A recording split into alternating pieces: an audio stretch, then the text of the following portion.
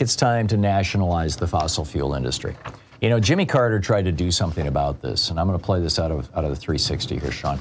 Jimmy Carter came right out and said, we've got to do something about this. Here we go. And here's the, keep in mind, this was 1979, Jimmy Carter. The energy crisis is real. It is worldwide. It is a clear and present danger to our nation. These are facts, and we simply must face them. What I have to say to you now about energy is simple and vitally important. Point one, I am tonight setting a clear goal for the energy policy of the United States. Beginning this moment, this nation will never use more foreign oil than we did in 1977. Never. And he was serious about that, although Reagan came in. Moreover, I will soon submit legislation to Congress calling for the creation of this nation's first solar bank, which will help us achieve the crucial goal of 20% of our energy coming from solar power by the year 2000.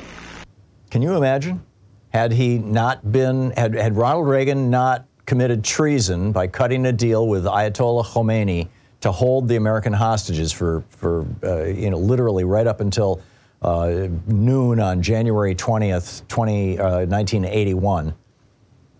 Had Reagan not cut that deal and then for 6 years, illegally sold weapons to Iran and then used that money, that illegal money, to ship weapons down to the Contras in Central America, we wouldn't have the energy crisis. We wouldn't have global warming as bad as it is. We'd be way ahead of that curve, and America would be electrified.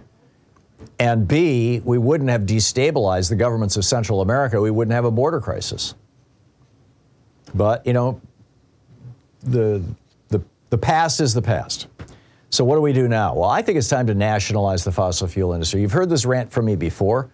We have nationalized literally hundreds of companies and dozens of industries over the last century. It has been done by nearly every president. Certainly nearly every president up until, well, even George W. Bush was nationalizing industries.